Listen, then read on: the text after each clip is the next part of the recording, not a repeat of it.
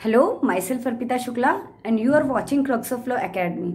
आज हम the code of criminal procedure act 1973 की बात करेंगे। कल हमने क्या पढ़ा था, इंट्रोडक्शन देखा था सीआरपीसी का। आज हम सेक्शन 2 देखते हैं। सेक्शन 2 में के सबसेक्शन ए की बात करते हैं, जो क्या बात करता है, बेलेबल ऑफेंसेस की बात करता है। बेलेबल ऑफेंसेस का मतलब क्या होता है? इसका मतलब होता है वो ऑफेंस जो फर्स्ट शेड्यूल में बेलेबल शो हुए हैं। ठीक है, मतलब means an offence which is shown as bailable in the first schedule, जो क्या है, बेलेबल है लॉ के द्वारा या किसी हमारे सीआरपीसी में फर्स्ट शेड्यूल में जो बताया गया है। ठीक है, सीआरपीसी के फर्स्ट शेड्यूल में जिन जिन ऑफेंस में बेल दी जाती है या किसी और लॉ में उन ऑफेंस को बेलेबल बताया गया है जो अभी लॉ में फोर्स में है, तो वो क्या होंगे, बेलेबल ऑफेंसेज होंगे। क्या होंगे? बेलेबल ऑफेंसेज होंगे, जो किसमें बताया, सेक्शन 2 के सबसेक्शन ए में बताया गया। अब बेलेबल ऑफेंसेज कैसे होते हैं? लेस सीरियस होते हैं और सिंपल नेचर के होंगे। क्या होंगे? लेस होंगे और लेस सीरियस होंगे और सिंपल नेचर के होंगे। एक्यूज के पास राइट होता है बेल लेने का। यहाँ पे क्या होता है, एक्यूज के पास राइट होता है बेल लेने का। यहाँ पे जो फिर थर्ड पॉइंट क्या दिया, no need for anticipatory bail. यहाँ पे एंटिसिपेटरी बेल लेने की जरूरत नहीं है। और हम क्या देखते हैं, इसमें कोई डिस्क्रिमिनेशन नहीं होगा, मैन वुमेन, क्या कोई बीमार है या नहीं है, तो वो कहाँ जब बोलेगा, बेलेबल ऑफेंसेस में। बेलेबल ऑफेंसेस क्या होते हैं, लेस सीरियस नेचर के होते हैं। ठीक है, आपने बेलेबल ऑफेंसेस जाना। अब देखिए जो बेलेबल ऑफेंसेस होते हैं वो क्या होते हैं, लेस ग्रेव होते हैं, मतलब बहुत ही माइनर ऑफेंसेस माने जाएंगे। ठीक है, जिसकी पनिशमेंट जनरली 3 साल होगी उन सच केस में जिसमें अक्यूज जो है ना बेल ऑब्टेन कर सकता है। पनिशमेंट कितने साल की तक की हो सकती है? इसमें 3 साल की पनिशमेंट हो सकती है। और उन केसेस में क्या होगा, अक्यूज के पास राइट होगा बेल लेने का, सेक्शन 2 सबसेक्शन ए में। ठीक है, अब देखते हैं नॉन बेलेबल ऑफेंसेस क्या होते हैं। नॉन बेलेबल ऑफेंसेस होते हैं any offences which is other than bailable offences. वो सारे ऑफेंसेस जो बेलेबल ऑफेंसेस नहीं है, ठीक है, उन्हें क्या कहेंगे, नॉन बेलेबल ऑफेंसेस। मतलब सीआरपीसी में कोई एक स्पेसिफिक डेफिनेशन नहीं दी गई है नॉन बेलेबल ऑफेंसेस की, बट सेक्शन 2 में सबसेक्शन ए में बताया गया है कि वो सारे ऑफेंसेस जो बेलेबल ऑफेंसेस नहीं है वो कौन से होंगे, नॉन बेलेबल ऑफेंसेस होंगे। ठीक है, अब ये क्या होता है, जो नॉन बेलेबल ऑफेंसेस होते हैं वो क्या होते हैं, वो ऑफेंसेस होते हैं वो बेलेबल नहीं होंगे। और वो इन ऑफेंसेस में क्या होगा, पनिशेबल क्या कितने साल के लिए होंगे, 3 साल के लिए होंगे या 3 साल से ज्यादा के लिए पनिशेबल होंगे, जो फर्स्ट शेड्यूल में बताया गया है। ठीक है, फर्स्ट शेड्यूल में क्या बताया गया, जो बताया गया उसमें नॉन बेलेबल ऑफेंसेस आएगा। और क्या है, जो 3 साल से या 3 से साल से ज्यादा सजा होगी तो वहां पे कौन से ऑफेंसेस आएंगे, नॉन बेलेबल ऑफेंसेस आएंगे। ठीक है, और किसमें बताए गए हैं, ये फर्स्ट शेड्यूल में बताया गया। इसमें क्या होता है, जो राइट पर्सन एक्यूज होता है उसके पास ना राइट नहीं होता क्या, बेल लेने का। रेदर कोर्ट और पुलिस वाले, इसमें क्या, कोर्ट के पास डिस्क्रिशन होता है बेल देने का और नहीं देने का। हम देखते हैं जो नॉन बेलेबल ऑफेंसेस होते हैं वो क्या होता है, सीरियस नेचर के होते हैं। इसमें क्या, 3 साल से ज्यादा की पनिशमेंट अगर मिलती है, अगर कोई ऑफेंस हो रहा है जिसमें पनिशमेंट 3 साल से ज्यादा की, वो किसके अंदर आएंगे, नॉन बेलेबल ऑफेंसेस में आएंगे। फर्स्ट शेड्यूल में जो बताए गए हैं वो नॉन बेलेबल ऑफेंसेस होंगे। और क्या होगी, इसमें कोर्ट और पुलिस, कोर्ट की डिस्क्रिशन होगी कि वो बेल देगा या नहीं देगा। पर्सन यहाँ पे एंटिसिपेटरी बेल के लिए भी अप्लाई कर सकता है। और कोर्ट का इसमें कंसीडर करेगा कि किसको कंसीडर करेगी, भाई किसको बेल देनी है किसको नहीं देनी। वुमेन्स को देख लेगा, एज को एज फैक्टर देखा कि भाई पर्सन कितना ज्यादा एज का है, कब, एंटिसिपेटरी बेल को ट्रांसफर करते वक्त। ठीक है, एंटिसिपेटरी बेल को ग्रांट करते वक्त क्या देखेगा कोर्ट, भाई वो बीमार तो नहीं है, क्या है, काफी सारे फैक्टर्स को कोर्ट कंसिडर करेगा। ओके, हम बात करते हैं कॉग्निजेबल ऑफेंसेस की, जो किसमें बताया गया, section 2 subsection C of CrPC. ठीक है, अब ये क्या होते हैं ऑफेंसेस, ये ऑफेंसेस वो ऑफेंसेस होंगे जो फर्स्ट शेड्यूल में कॉग्निजेबल ऑफेंसेस बताए गए हैं और किसी और लॉ में जो अभी हमारा क्या फोर्स में है। ठीक है, जैसे इसमें पुलिस अरेस्ट कर सकती है बिना किसी वारंट के।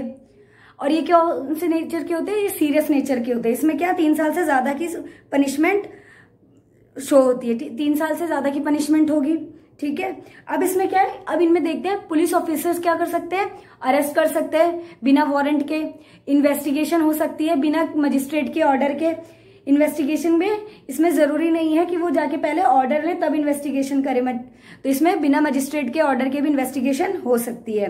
अब no need to file complaint to start proceeding start करने के लिए कंप्लेंट फाइल करने की जरूरत इसमें नहीं होती। कॉग्निजेबल ऑफेंस की एफआईआर पुलिस स्टेशन में दर्ज कराई जाती है। ठीक है, कॉग्निजेबल ऑफेंस की एफआईआर कहाँ दर्ज कराई जाएगी? पुलिस स्टेशन में दर्ज कराई जाएगी। ठीक है, हम बात करते हैं नॉन कॉग्निजेबल ऑफेंसेस की, जो किसमें बताया? सेक्शन 2 के सबसेक्शन एल में ऑफ सीआरपीसी के। ठीक है, अब ये क्या होते हैं? ये सीरियस नेचर के नहीं होते, मतलब ये बहुत ज्यादा ग्रेव ऑफेंसेस नहीं होते। इनकी जो पनिशमेंट होती है 3 साल से कम की पनिशमेंट होती है। और इसमें पुलिस के पास क्या होती है? पावर होती है कि वो अरेस्ट कर सकते हैं। इसमें क्या होता है? पुलिस के पास पावर नहीं होती कि वो अरेस्ट कर सके बिना मजिस्ट्रेट के ऑर्डर के, बिना वारंट के। वो पुलिस क्या नहीं कर सकती? अरेस्ट नहीं कर सकती पर्सन को। और इन्वेस्टिगेशन नहीं होगी बिना मजिस्ट्रेट के ऑर्डर के। ठीक है, अब क्या है इसमें? प्रोसीडिंग हमेशा स्टार्ट होगी कंप्लेंट फाइल करने के बाद ही। ठीक है, क्या होगी? प्रोसीडिंग हमेशा फाइल होगी, कब होगी? कंप्लेंट फाइल करने के बाद प्रोसीडिंग हमेशा स्टार्ट होगी। अब हम देखते हैं कंप्लेंट की बात करते हैं। कंप्लेंट किसमें बताया? सेक्शन 2 सेक्शन 2 के सबसेक्शन डी में सीआरपीसी के। ठीक है, अब क्या होता है? जो कंप्लेंट होती है हमेशा कब किसके सामने होती है? मजिस्ट्रेट के सामने कंप्लेंट की जाएगी। और कंप्लेंट हमेशा किसके द्वारा इंक्वायर की जाएगी? आफ्टर कंप्लेंट के बाद क्या होता है? कंप्लेंट के बाद जो मजिस्ट्रेट होता है वो क्या करेगा? मैटर को इंक्वायर करेगा, मैटर के बारे में देखेगा। और क्या होती है? कंप्लेंट दोनों तरीके की हो सकती है, कॉग्निजेबल और नॉन कॉग्निजेबल केसेस में भी हो सकती है। और आफ्टर कंप्लेंट के बाद जो मजिस्ट्रेट होगा वो अपने आप इंक्वायरी कर सकता है, या किसी पुलिस ऑफिसर को भेज सकता है इंक्वायरी करने के लिए।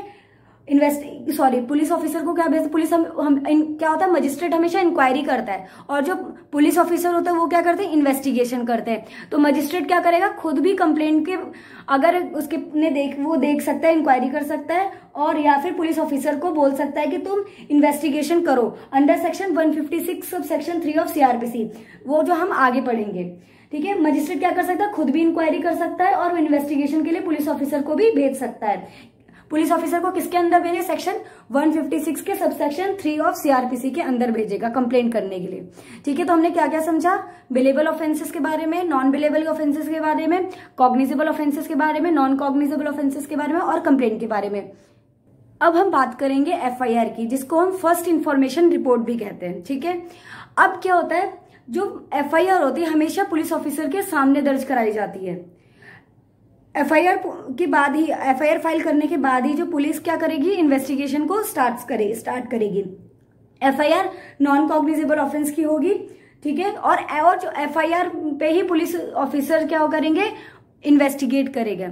हमने जो ये टर्म्स पढ़े ये बहुत ही इंपॉर्टेंट है आगे सीआरपीसी को जानने के लिए, तो प्लीज आप इन टर्म्स को याद रखिएगा। कंप्लेंट क्या होती है? कॉग्निजेबल नॉन कॉग्निजेबल ऑफेंसेस क्या होती है? एफआईआर क्या होती है? ठीक है, अब हम देखते हैं इन्वेस्टिगेशन क्या होता है। इन्वेस्टिगेशन सेक्शन 2H में बताया गया है। ये कैसे नेचर की होती है? ये एक्स्ट्रा जुडिशियल नेचर की होगी, मतलब कि ऐसी प्रोसीडिंग जो कोर्ट के बाहर होती है। कहाँ होती है? कोर्ट के बाहर। और किसके द्वारा इन्वेस्टिगेशन होगी? पुलिस ऑफिसर के द्वारा इन्वेस्टिगेशन होती है। ठीक है, पुलिस ऑफिसर के द्वारा या कोई भी ऐसे पर्सन के द्वारा इन्वेस्टिगेशन होगी जिसको मजिस्ट्रेट ऑथराइज करेगा कि भाई तुम कर सकते हो। ठीक है, अब क्या है? इसका मेन ऑब्जेक्ट क्या होगा? इसका मेन ऑब्जेक्ट होगा एविडेंस को कलेक्ट करना। इन्वेस्टिगेशन का मेन ऑब्जेक्ट क्या होता है? Collection of evidence. कैसे नेचर की होती है? एक्स्ट्रा जुडिशियल नेचर की होती है। पुलिस ऑफिसर या पर्सन जो मजिस्ट्रेट के द्वारा ऑथराइज है वो इन्वेस्टिगेशन कर सकते हैं। और क्या ऑब्जेक्ट होगा? कलेक्शन ऑफ एविडेंस ऑब्जेक्ट होगा। और सेक्शन 2 के सबसेक्शन H में बताया गया है सीआरपीसी के कि इन्वेस्टिगेशन क्या है। और इन्वेस्टिगेशन में क्या होता है? फाइनल रिपोर्ट होती है, मतलब इन्वेस्टिगेशन के बाद पुलिस या मजिस्ट्रेट के द्वारा जो ऑथराइज पर्सन है वो इन्वेस्टिगेशन के बाद क्या करता है? एक रिपोर्ट को सबमिट करता है कि वो इन्वेस्टिगेशन के बाद में क्या हुआ था, क्या होगा। इन्वेस्टिगेशन के बाद हम क्या करेंगे? पुलिस रिपोर्ट एक फाइल सबमिट करी जाएगी। ठीक है, किसमें? इन्वेस्टिगेशन में। के बाद क्या होता है? जो पुलिस ऑफिसर्स होते हैं क्या करते हैं? एक पुलिस रिपोर्ट को क्या करेंगे? सबमिट करेंगे, जो हमारी फाइनल रिपोर्ट भी हम बोल सकते हैं। अब हम बात करते हैं इंक्वायरी की। इंक्वायरी सेक्शन 2 के सबसेक्शन G में बताया गया है। ये कैसे नेचर का होता है? जुडिशियल नेचर का होता है, जो प्रोसीडिंग कोर्ट के अंदर होंगी। और ये किसके द्वारा होती है? इंक्वायरी होती है मजिस्ट्रेट के द्वारा होगी। इंक्वायरी किसके द्वारा होगी? मजिस्ट्रेट के द्वारा होगी। और हमें इसमें देखेंगे कि इंक्वायरी में मजिस्ट्रेट क्या देखेंगे कि कोई केस बन रहा है या नहीं बन रहा। इंक्वायरी ट्रायल से पहले के जो प्रोसीजर है और देखा जाता है, इंक्वायरी क्या होता है, ट्रायल से पहले का प्रोसीजर है इंक्वायरी। उसमें ये देखा जाएगा कि जो मैटर ट्रायल के लिए जाना चाहिए या नहीं जाना चाहिए, वो किसमें देखा जाएगा, इंक्वायरी के करते वक्त देखा जाएगी। इसमें देखेंगे पेनल्टी लगेगी, कॉग्निजेंस लेंगे या नहीं लेंगे, पर्सन डिस्चार्ज होगा या नहीं होगा, क्या देखेंगे, कॉग्निजेंस लेंगे नहीं लेंगे। तो ठीक है, अब हम क्या देखते हैं, इंक्वायरी के बारे में हमने जान लिया। अब बात करते हैं हम ट्रायल की। ट्रायल क्या होता है, ट्रायल भी जुडिशियल नेचर का होता है। हमने क्या बताया था, जो प्रोसीडिंग कोर्ट के अंदर होंगी वो क्या होंगी, जुडिशियल नेचर की। और ट्रायल मजिस्ट्रेट के द्वारा किया जाएगा। किसके द्वारा किया जाएगा, मजिस्ट्रेट के द्वारा किया जाएगा। और क्या होगा, इसमें जो क्रिमिनल लायबिलिटी है उसको डिटरमाइन किया जाएगा। क्या करा जाएगा, क्रिमिनल लायबिलिटी को डिटरमाइन किया जाएगा। जैसे एग्जाम्पल, हम क्राइम इसमें क्या है, हमारा क्या ऑफेंस बन रहा है, ये किसमें देखेंगे, हम ट्रायल के टाइम पे देखेंगे। और इसमें ट्रायल होने के बाद क्या होगा, पर्सन का एक्यूटल होगा या कन्विक्शन होगा। क्या होगा, एक्यूटल होगा या कन्विक्शन होगा। अब हम बात करते हैं डिस्चार्ज और एक्यूटल की। डिस्चार्ज में क्या होता है, सेकंड ट्रायल डिस्चार्ज में हो, जब हम डिस्चार्ज कर देते हैं तो इसमें क्या होता है, सेकंड ट्रायल भी हो सकता है। मतलब किसी व्यक्ति को अगर, किसी भी पर्सन को अगर हम हमने कर दिया है कि भाई अब उसके खिलाफ कोई ऑफेंस नहीं, तो इसको हमने डिस्चार्ज कर दिया। तो अब लेकिन डिस्चार्ज होने के बाद दोबारा कोई मैटर आ जाता है उसके अगेंस्ट, तो क्या होगा, वहां पे सेकेंड ट्रायल स्टार्ट कर देंगे। तो क्या होगा, डिस्चार्ज में क्या होता है, सेकेंड ट्रायल भी आ जाता है। अगर पर्सन के खिलाफ कोई केस नहीं बन रहा है तो वहां पे क्या कर देते हैं, उसे डिस्चार्ज कर देते हैं। ठीक है, और लेकिन डिस्चार्ज में क्या होता है, सेकंड ट्रायल भी आ जाता है। अगर कोई केस दोबारा उस पर्सन के खिलाफ खुल गया तो वहां पे क्या होगा, दोबारा सेकंड ट्रायल आ जाएगा। और डिस्चार्ज कब होता है, इंक्वायरी के बाद डिस्चार्ज होता है। किसके बाद, इंक्वायरी होने के बाद डिस्चार्ज होगा। और या प्राइमा फेसी केस, इसमें कोई भी प्राइमा फेसी केस नहीं बनेगा। ठीक है, और अब बात करते हैं एक्विटल की। जनरली कोई भी सेकंड ट्रायल नहीं होता है, बट सिर्फ, लेकिन इसका एक एक्सेप्शन है, जो सेक्शन 300 ऑफ आईपीसी मतलब मर्डर के केस में होता है, उसमें क्या हो सकता है, सेकंड ट्रायल हो सकता है एक्विटल में। अब एक्विटल भी कब होता है, वो भी ट्रायल के बाद ही होगा। और इसमें क्या होता है, ट्रायल के बाद अगर कोई मैटर उस पर्सन के अगेंस्ट नहीं बनता तो उसे क्या कर देंगे, छोड़ देंगे। उसे क्या कर देते हैं, छोड़ देते हैं। आई होप आपको आज की वीडियो समझ में आई हो। देखिए, ये जो मैंने पॉइंट्स बताए हैं आपको, FIR, cognizable, non cognizable, bailable, non bailable, discharge, acquittal, complaint, FIR, तो इसका जानना आपको बहुत जरूरी है, क्योंकि आगे सीआरपीसी में इन्हीं सब चीजों की बात होती है। और आप अगर इनको जाने, इन टर्म्स को जानेंगे नहीं तो आप आगे पढ़ेंगे कैसे। तो प्लीज आप इन सबको थोड़ा पढ़ जरूर लीजिएगा, जिससे आपको आगे कोई प्रॉब्लम ना हो समझने में कि डिस्चार्ज क्या होता है, एक्यूटल क्या होता है। ठीक है, तो अगर आपको हमारी आज की सीआरपीसी की वीडियो पसंद आई हो तो please like and subscribe our channel. Thank you so much.